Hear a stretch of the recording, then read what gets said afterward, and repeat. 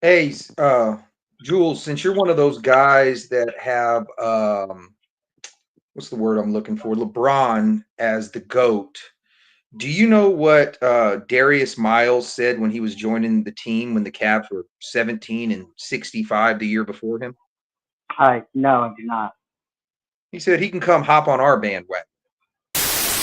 I'm about to get mine and it's about time. Call us grindhouse, everybody in a house grind.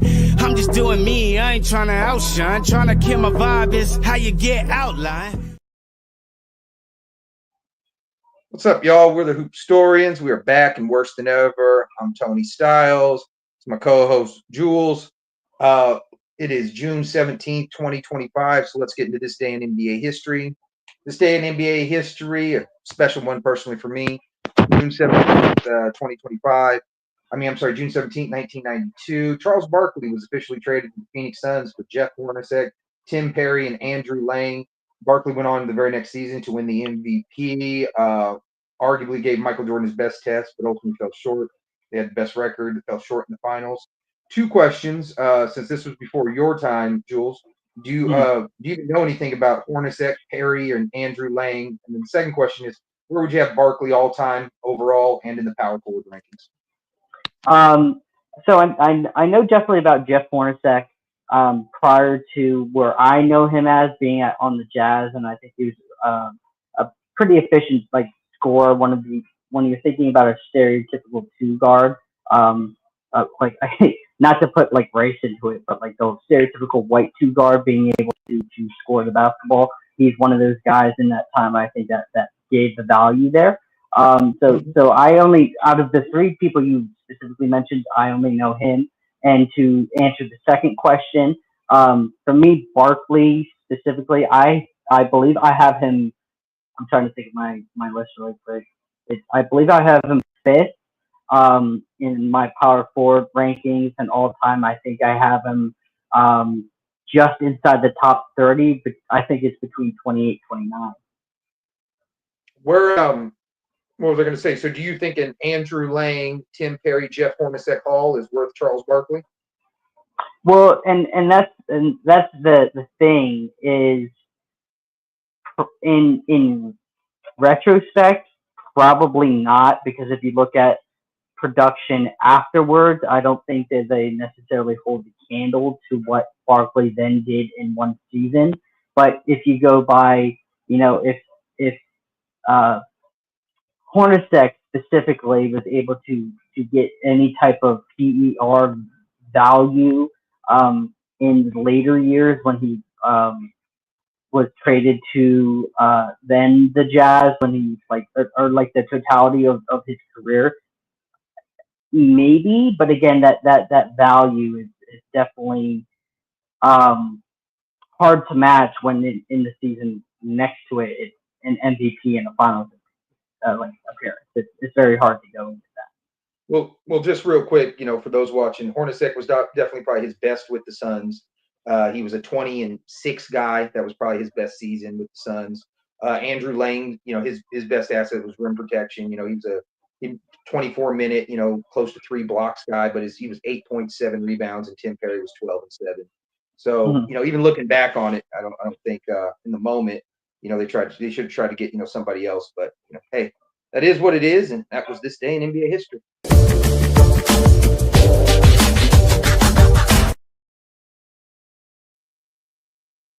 So, Jules, what did you want to get into today about? I know you wanted to talk about markets and all. I know you've been working on this subject for a while. So I'm going to Yeah. let you lead and tell me where we want to go with this. So my and bringing this up, this has been on my mind to kind of chop into when we talk about markets in really any sports, but specifically the NBA. And I wrote all the markets down, and I got the tier list from actually a good friend of the show, Hoop Social, Ori, and he made a tier list of the biggest markets, the mid markets, and the lower tier markets, and the comparison of population and kind of TV shares of what how many people view each team in the market that they're in. Um, so just running down those kind of quickly, and we can kind of get into it hereafter.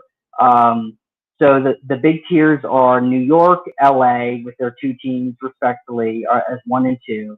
Um, Chicago, Philadelphia, Dallas, Golden State, Atlanta, Houston, and Boston and Washington are the 10 big tier markets. So I posed the question to you with the encompassing marketability of the cities in general, along with the viewership. Do you think that some of these markets should be quote unquote big market teams, or are some of these teams more mid market teams because of the overall success that they've had over the years of which them being a franchise? Well, I've always been confused on like what makes a team mid-market, big market, things like that. I've never really understood that. You got the tier list. Would you say the Suns are a mid-market team? So they are qualified as a mid market team. But I did rearrange my I made like the list of how Hoop Social did it by the tiers, and then I rearranged it to how I think I view these teams for their marketability. So the Phoenix No, Suns I'm are just a saying, mid where do the tier. Suns rank like in like the market, like on the official rankings? Where does it say? On the official rankings. So they're ranked, I believe, um, second in mid market tiers. That's So like all the the other 12, mid so like market for the teams. 12 team overall? Correct. Yeah. Okay. Okay. So a couple things on that. I definitely think teams like New York and LA should be considered big market as well. Chicago, those are our biggest cities. You didn't say Houston, right? I did say Houston, but they're on the lower end of the big market. Right. So Houston's the fourth largest city, and that's where it gets confusing on me. So like they have a bigger Mm-hmm. population, um, and I don't understand. Like Washington D.C. area wise is small, generally Right. speaking. I know people like to go visit the Capitol, and see the historic monuments and things like that. But I mean, for years since I've been watching basketball, generally speaking, uh, the Wizards and before they were the Bullets, for years, they Yep. suck. They literally had to change their name because they didn't want to be associated with violence because they were so Right. associated with violence. Right. Not only that, Washington had the one mayor that got arrested for smoking crack with a prostitute. And then what's funny is when he got caught, it literally, and it's on recording. If you guys want to check out, he says, "Bitch, set me up." Then he ran it. Then he ran again, and it said whatever his name was. I forget it. We'll just say his last name's Davis. You know what I mean? Mayor Davis may not be right, but he's right for Washington. And then he got reelected. What the fuck? So right. And then he got reelected. So I don't understand what makes Washington like other than it being the capital. But Mm-hmm. I've never known anybody to be a Wizards fan. I mean, I've met Warriors fans, I've met Mavs fans, I've met I don't think I've ever met a Wizards fan. I don't know who's watching it. They usually produce a terrible thing of basketball. I'll put it this way: I have been watching or following basketball. I'll just say that religiously for 33 years. There's been times where I've done nothing but for years watch basketball. It's the only thing I watched on television or things that Right. had to do with basketball. Mm-hmm. And when I wasn't doing that, I was reading about basketball or I was doing Mm-hmm. statistics about basketball. And the furthest the Wizards have ever been is the second round of the playoffs. So I don't get what makes them a big market team. They haven't had a big market player. I would say their highest player ever in terms of closest to being the best was either Gilbert Arenas or John Wall.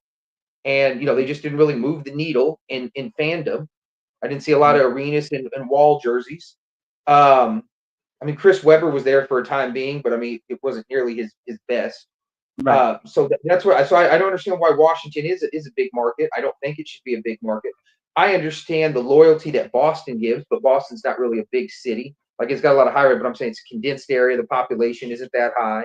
The Warriors, I guess recently they become a big market team, the arrival of Steph, but they sucked for years. Oakland isn't. Just to show you, so they were in Oakland, right? And this is what I mean Yep. by I don't understand cities. So for those that don't know, I'm in the Phoenix area. Phoenix is the fifth largest city in the U.S. It has a neighboring city that's the 35th largest city, and it's called Mesa. Most people never even heard of Mesa, Arizona. Mesa, Arizona is bigger than Oakland. So the suburb of Phoenix, and the suburb is so big, it's got its own little, things and all that because it's the largest suburb in the U.S. It's Right. bigger than Oakland. So a city that's got the fifth largest, population, then it's got the 35th largest. Then if you go 100 miles down the road to Tucson, that's the 25th largest city. So it's got three of the top 35 cities all within 100 miles. I don't Mhm. understand why that's a mid-market and like something like Oakland is. Now I understand now with the popularity and more people watching and what Steph has done, especially more the move to San Francisco. That's a much bigger city. Mhm. But yeah, so basically I'm confused how they even like rank the markets. I don't understand why. The Suns are extremely popular when they're doing well, but I mean that's pretty much every team. And they're still popular even when they're not doing well. Right. So I don't know. I don't really know is my ultimate thing. What do you think about it? No, so I'm in total agreement because, like I said, I rearranged it to where I would think, and maybe not you, but to me, I rearranged it to where, for at least all of the tiers, to where I believe where they should be.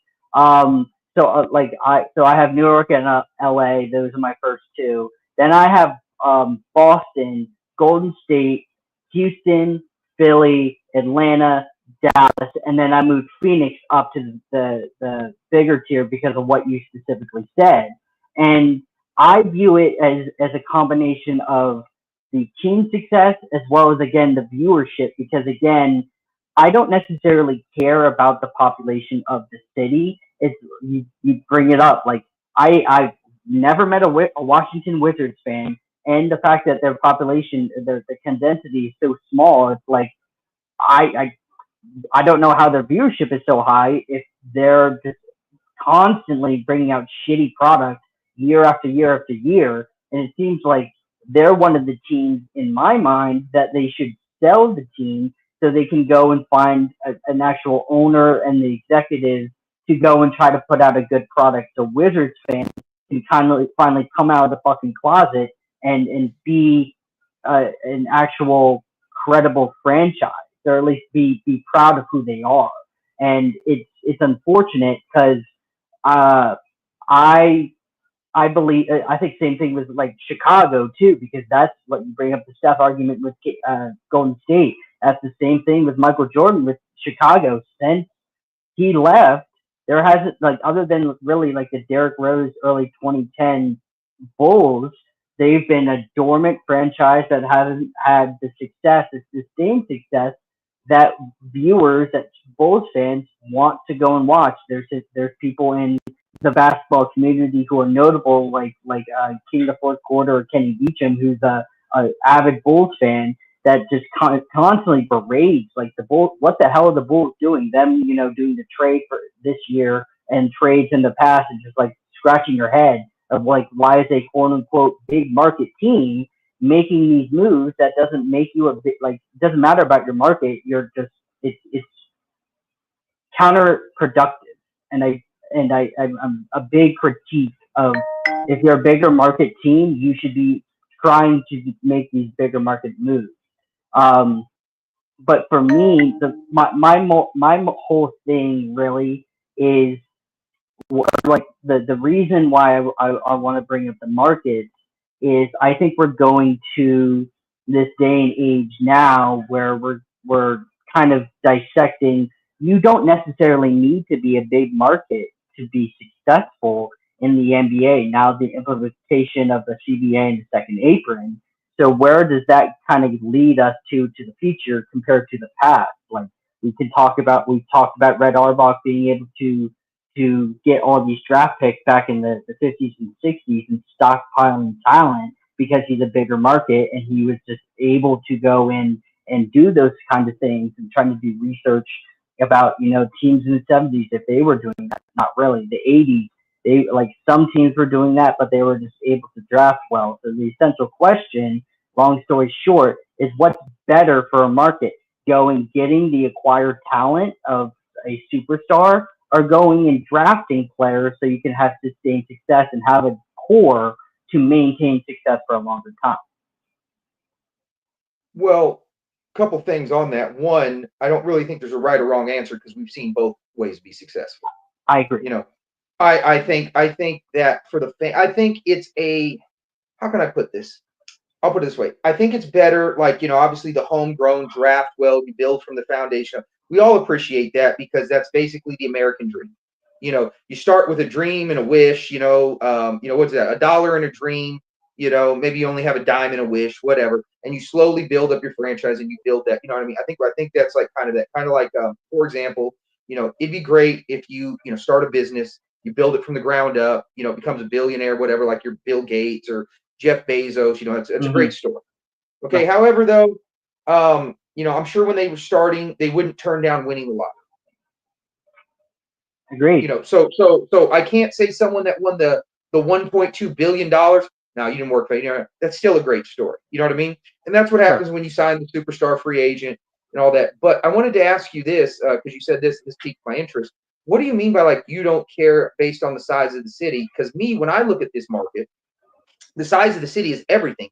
Because generally speaking, most of your core fan group are going to be in your city because you're Mm-hmm. representing your city. You play for them. You do public events for them. You do charity work for them. You know what I mean?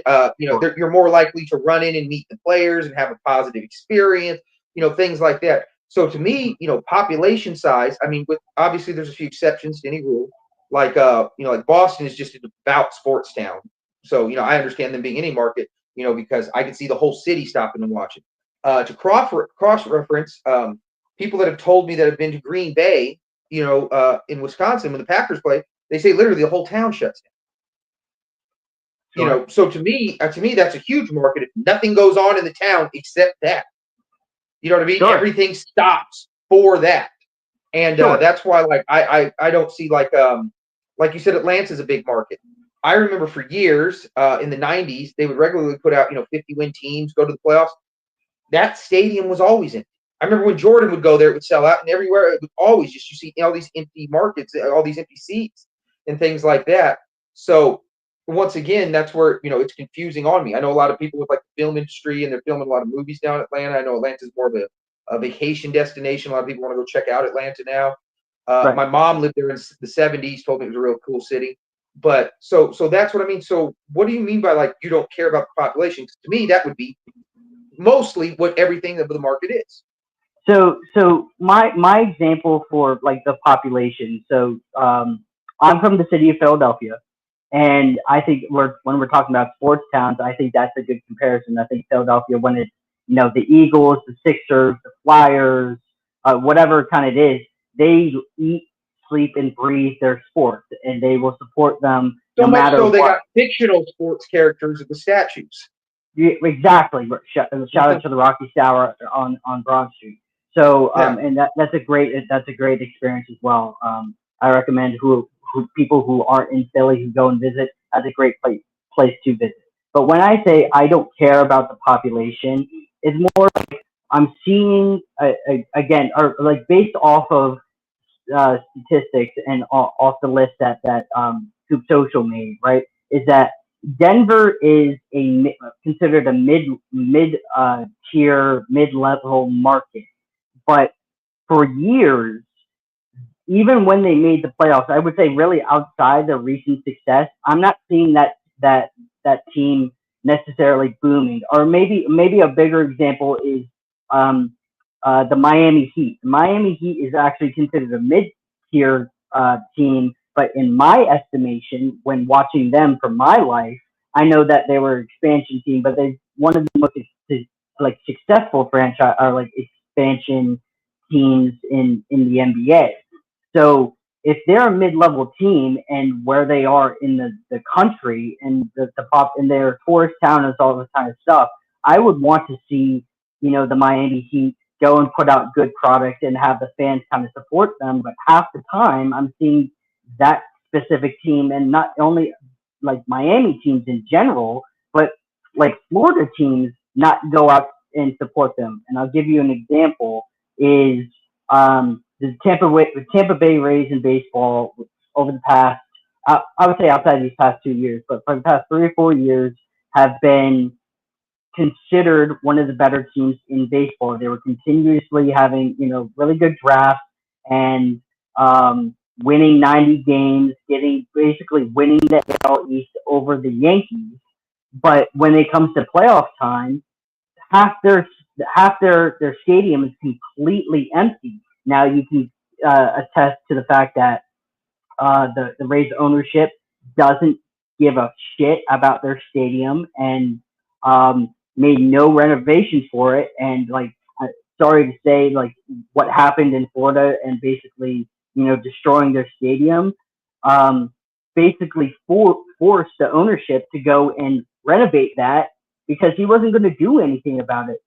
That's more of my point is that like if the population is high enough, the ownership needs to step in and be like, if we're going to give a better product for our fans, let's go out and try to buy or try to sell tickets, try to get people in the stadium, go get these superstar players to make people watch, comparing to um, drafting these young guys that people maybe avid basketball, avid baseball, avid football fans can be like, I watched him in college, I'll go out and watch him. The casual fan outside of really notable names don't go and try to watch these, non-lottery picks.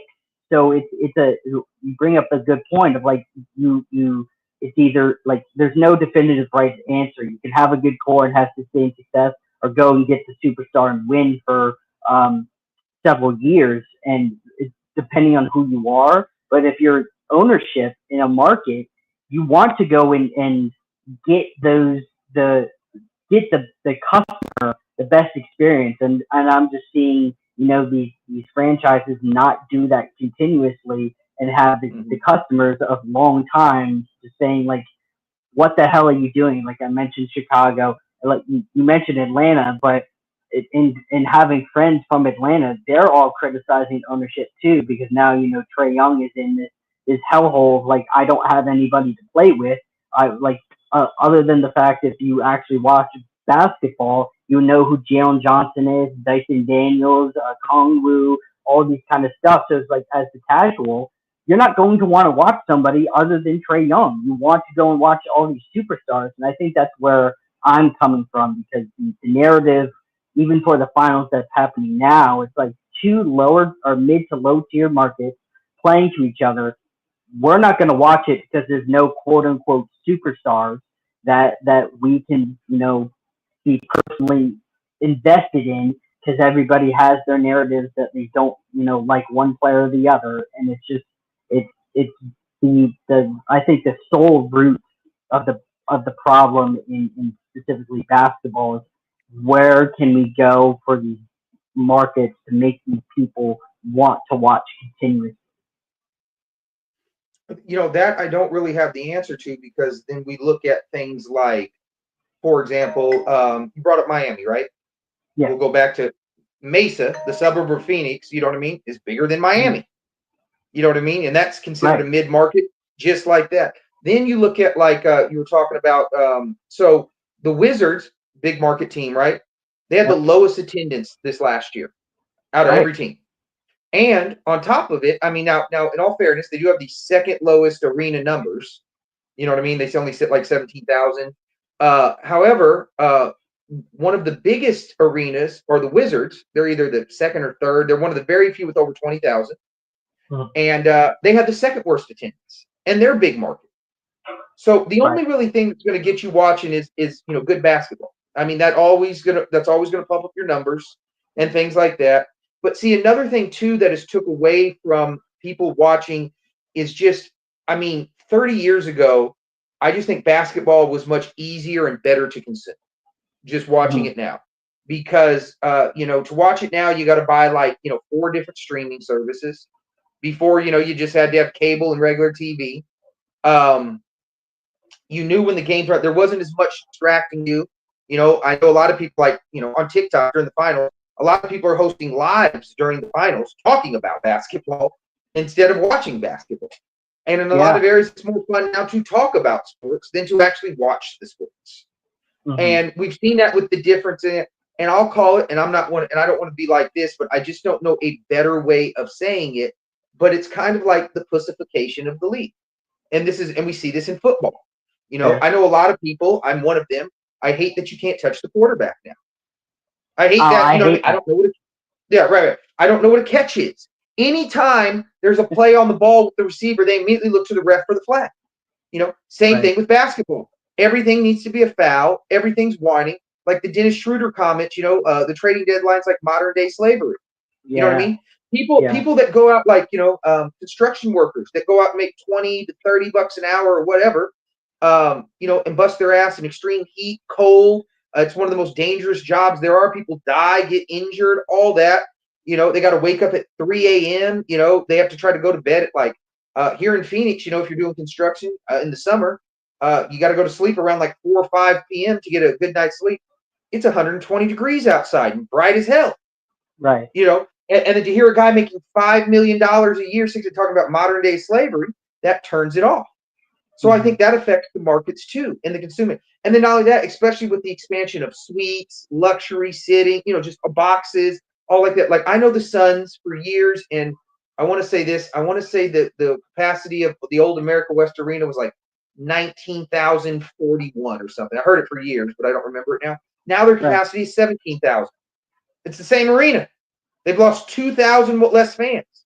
And now the games are so expensive too. Back in the day, and this is just everywhere we're seeing. Back in the day, you used to be able to, go to work, own a house, you go see a ball game here and there. Nowadays there's entire generations of fans growing up. The family can never afford to take them to a game, and it's all the excess shit too. You got to pay for parking. You got to pay $27 for a hot dog. You got to pay, and when you take kids, they want some memorabilia.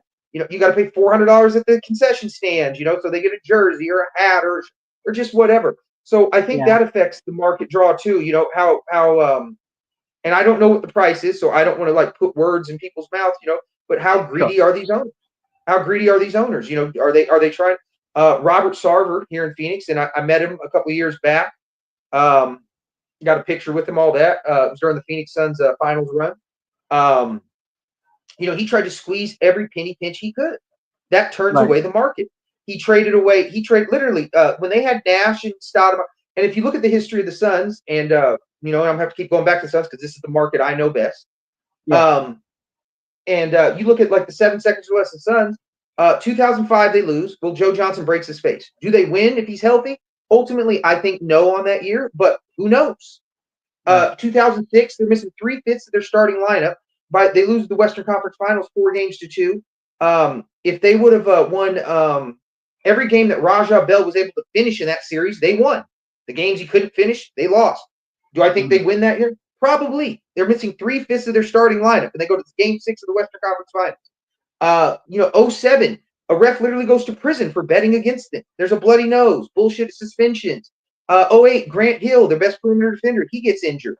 So what I'm saying is, but here's where it comes into the penny pinch and the saving. During that time, Robert Sarver gave away for nothing, just to save cash.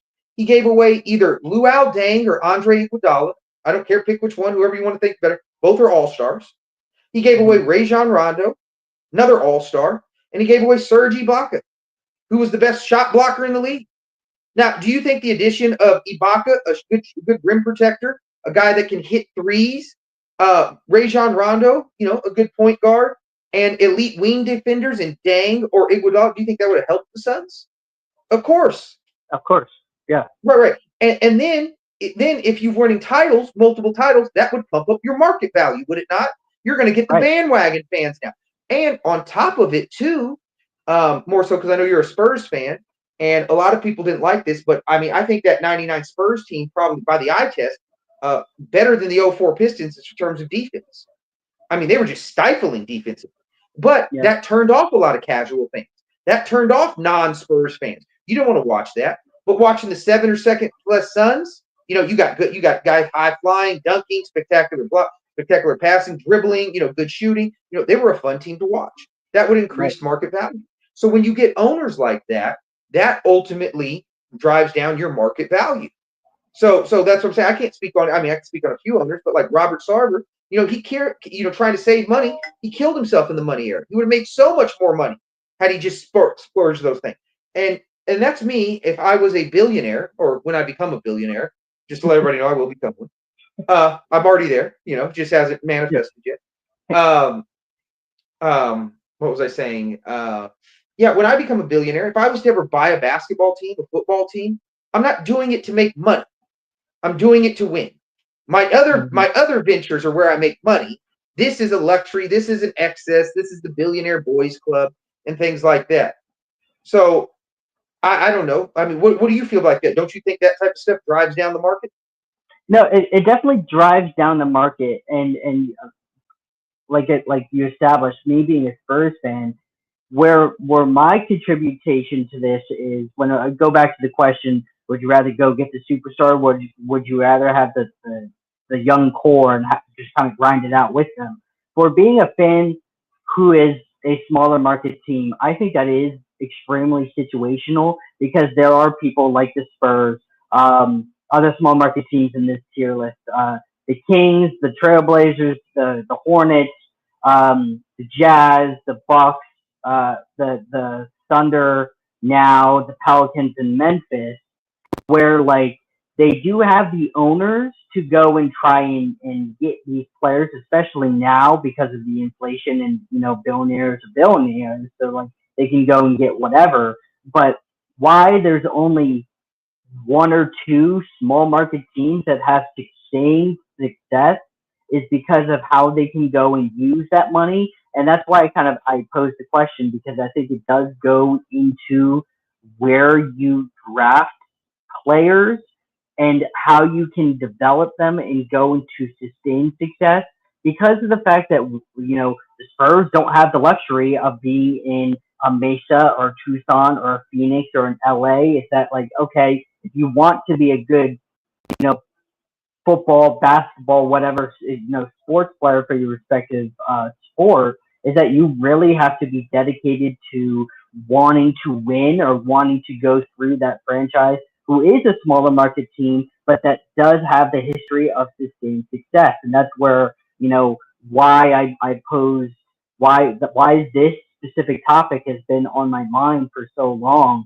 because I think it's such a you can just get into the politics of, well, these owners can go and buy whatever they want. Why not go and just buy all of these superstar players and break the bank? We can, like, you being a Suns fan, you can attest, when you go and get rid of your star point guard and Chris Paul, your star center on the rise of DeAndre Ayton, and key role players, and go get a superstar talent, Kevin Durant, on paper, you're like, well, we're probably going fucking back.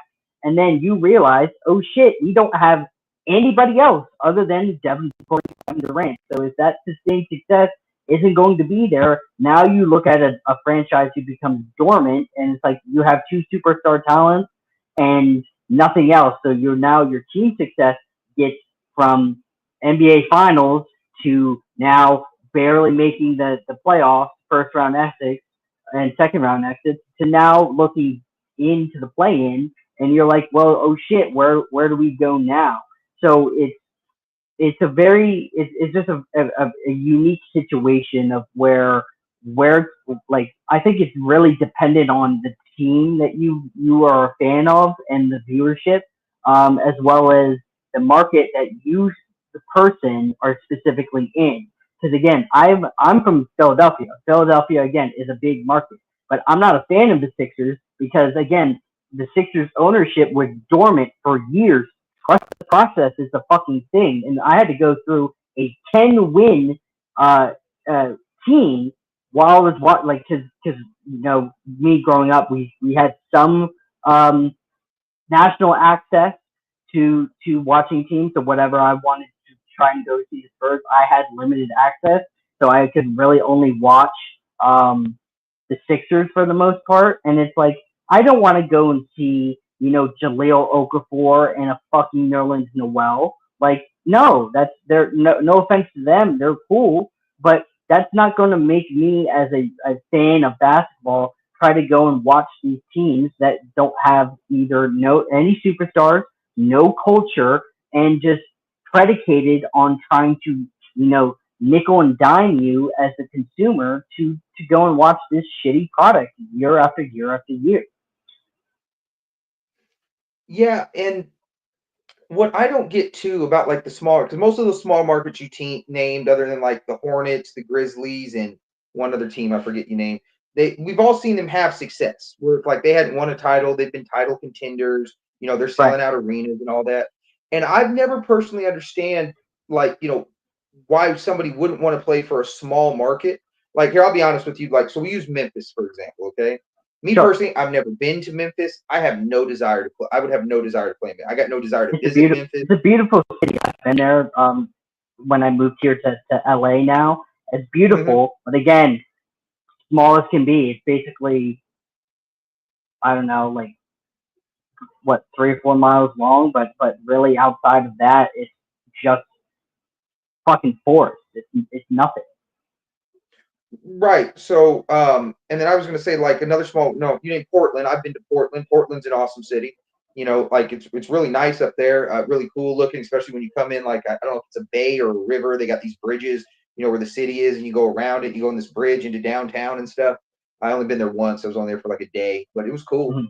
But that's what I'm saying. Me personally, the way I look at it is, if I'm rich and I'm athletic and I'm famous, you know what I mean? And I got money. Every major city, any city with a skyline, for example, they're going to have stuff to do. You know what I mean? Now, it might not be like LA and they might not have Disneyland and they might not have the beach. You know, they might not have certain things, but I mean, they're going to have clubs. They're going to have fine dining. They're going to have movie theaters, bowling out, you know, just general stuff people do. I don't know there's anything, you know, you're going to be able to do 90% of what you want in Memphis that you can do in LA. LA is just going to have a few more attractions that you don't have. And then on top of it, you know, especially from an NBA male perspective, most of us males, you know, not all of us, you know, but most of us, we like to stunt, show out, we go out to the club, we do these things, and a lot of it's to attract girls. There's girls in every city. Yep. And you ain't got to put in much work if you're a famous, tall, in shape athlete. I actually have an ex-girlfriend. Shout out to her. She became a porn star. If you know the girl Vanessa Leone, you know, that was her. But she was talking one time about a guy to me, and she's like, he's fine as fuck. I was like, I don't understand what's fine about it. She's like, he's 6'2". That's all it took to be fine, was he was 6'2". Right. You know what I mean? And she's like 5'2", you know, like, I mean, like the height difference is comical at that point anyways. You know, you don't need no 5'2" dude. You know, most girls say they care about, you know, they just want a guy that's taller. But so that's what I'm saying. Me personally, like I said, I have no desire to live in Memphis. If I was an NBA player, and I don't care what, if I was at the end of the bench, you know, a starter, a sixth man, you know, in the 8-man rotation, the star of the league, I don't care what it is. If you're paying me millions of dollars to go play in any major city, it's a blessing. It's an absolute blessing. There is no city. Now, I'm not saying maybe I won't want to stay there. And to be honest with you, what keeps me in the city is if we win or not at that point. That's all I care about. That's all I would care. Are we winning? Do we have a chance to win a title? Are we doing some good things here? Then at that point, it's not even about the city. Because like I said, if you got money, any city's good. Yeah. So that's what I don't understand about the small market teams. Like, for example, we'll use Milwaukee. There's one. I don't have any desire to live in Milwaukee. You know what I mean? It's not that far from Chicago. You can make the trip in about an hour and a half or so. I think it's 90 miles down the road, something like that. Yeah. Depending on traffic. So not the miles, the time. So with that being said, Milwaukee, I know that if I go team up with Giannis, I got a great chance at winning games. Mm-hmm. That's all I would care about. It's a major city. I mean, I can get to Chicago if I really need it. But other than that, I don't care. It's a city that, you know, it's got baseball in it. You know, like same thing with like here in Phoenix, you know, when I meet somebody from LA or New York, this place is so slow. I don't know what you mean by that. They got clubs that go till 5 in the morning. They got food that goes till 5 in the morning. They got, you know what I mean? There's a concert or some event here because like I said, when you have the 5th largest population, just to give you an example, Phoenix is so big. Phoenix population alone is bigger than the entire state of New Mexico. Mm-hmm. There are more people that live in Phoenix than the entire state of New Mexico. The county that Phoenix is in is called Maricopa County. It's bigger than the state of Rhode Island. Just the county. So that's what I'm saying. When they say that, I don't understand that. There's all kinds of things here to do. Now, it's the normal thing. If you don't got money, you know, seems like there ain't shit to do. Right. So that's what I'm saying. So my question is why do you think people don't have that mindset? Because small market, big market, who gives a shit? I mean, obviously they give a shit, but why give a shit? You're going to have basically everything else. You don't even have to live there all year. There's an off season, you know, you do. And not only that, you know, your career, you know, generally going to be about 15 years. Most people work for about 50 years. Yeah. So why do you think that is? I don't understand why you would care about the market. So I'll answer this being a Spurs fan, right? Because I've had to explain this to people because of the rumors specifically with Kevin Durant is that and Giannis too is that for the small market teams that have the history of success, I know that you could probably name it, but when I'm explaining it to other people, the best trade or the best free agent that my small market team has had is the trade for and from Kawhi Leonard when we traded him on draft night from the Pacers and trading him for DeMar DeRozan in 2018-2019 offseason. And then the best free agent by name value is LaMarcus Aldridge. So those are two cool guys. The Suns were second on his list. He turned down the Suns to sign with the Spurs. Exactly. So then the second best trade going down by at least most people's rankings and doing my personal research is Bruce Bowen. Bruce Bowen, I think was a very impactful defensive player for the mid-odd Spurs teams. I'm not trying to discredit Bruce Bowen at all, but Bruce Bowen compared to somebody like a team like Phoenix going to get Kevin Durant, going to get Charles Barkley, going to get Chris Paul, I think is telling because it's more like if you already know if you're going to go and play with Tim Duncan, you know for a fact you're guaranteed at least 50 wins a year at minimum and making a playoff run. So why not go to the teams that are going to have this sustained success? And I think it's very intricate with the politics of the state, state income tax, not the fact that people want to go closer to home. Like Marcus Aldridge is from Texas, so I think that's a big reason why he came to San Antonio. So there's some intricacies there.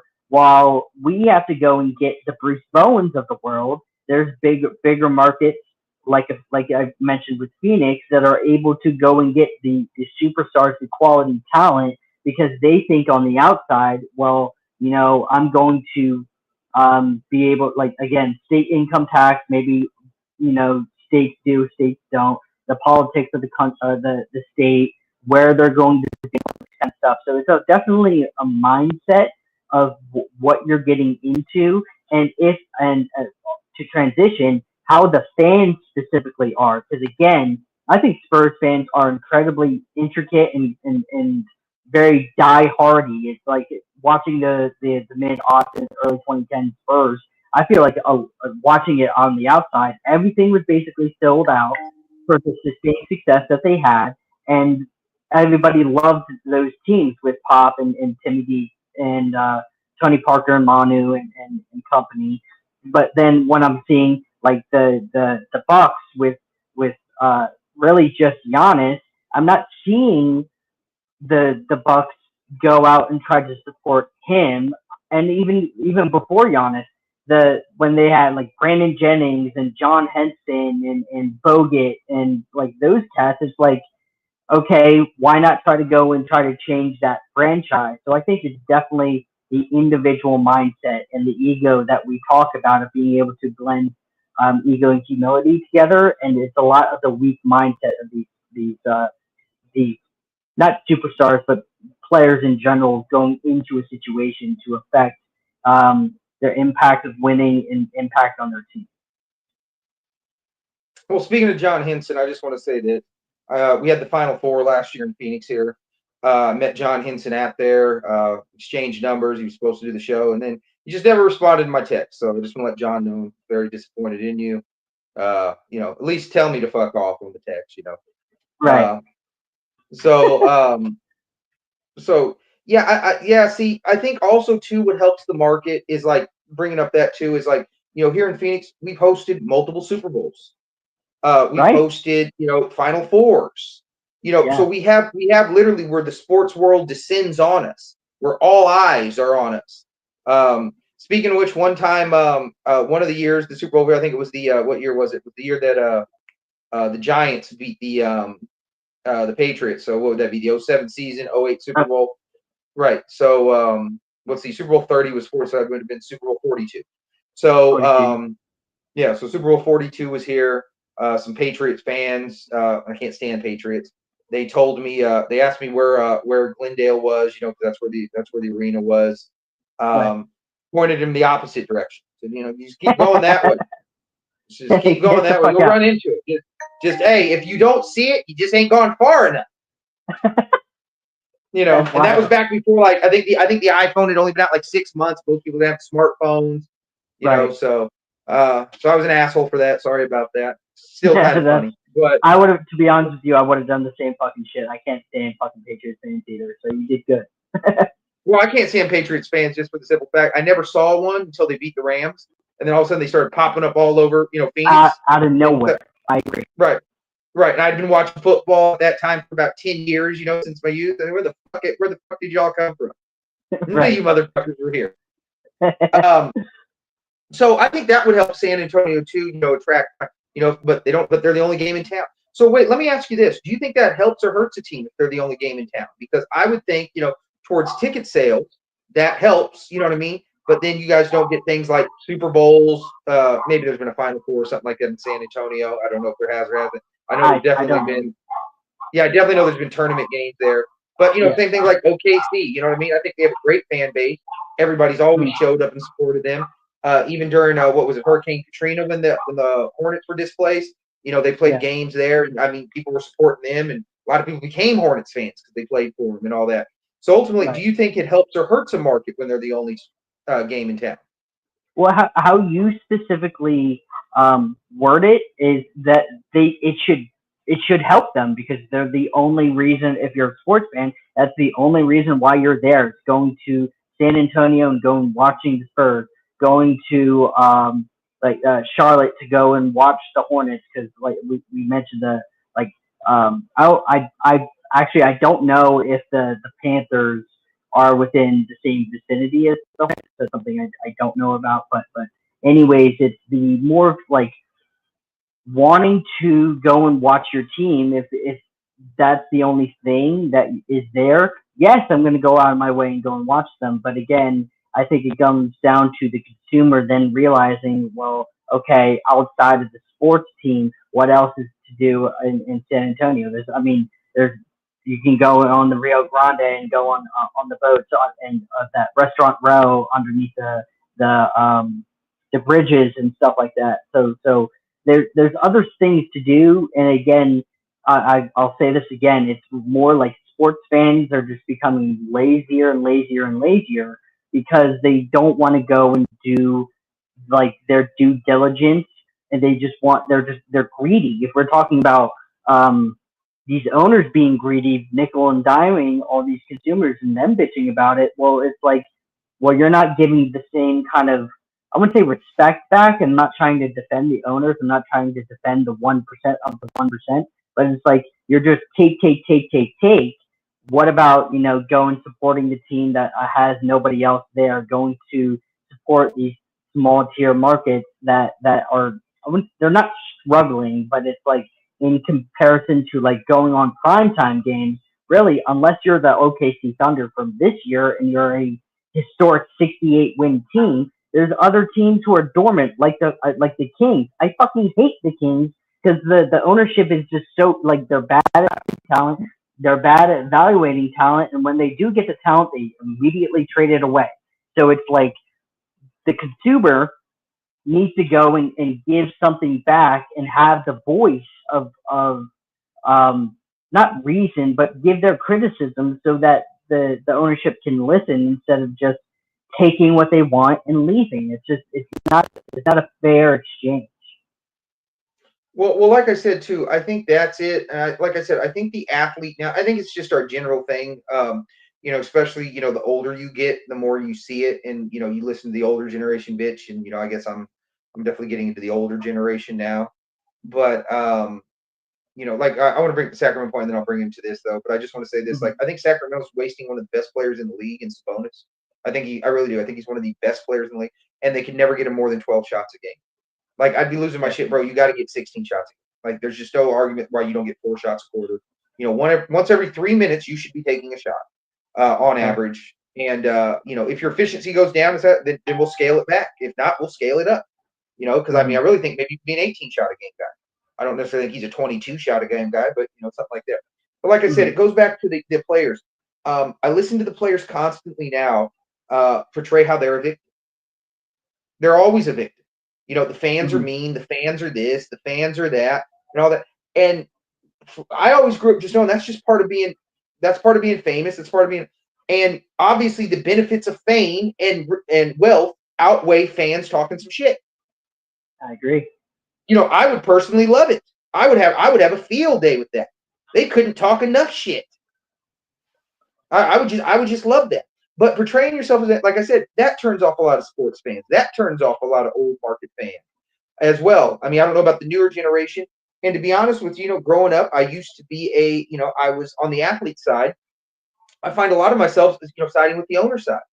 Like the revenue sharing and all that. And it's like almost an equal split between the players and owners. And it's not I even have a problem. It's just that owners are required to pay all the bills. I don't know why it would be an equal split if you guys are paying all the bills. So right. I have to pay the insurance. I have to pay the doctors. I have to pay for the plane. I have to pay for the concession stands. There's thousands of people that are employed under me that are required on me to pay their salary, and you want an equal split because you're really just thinking about you.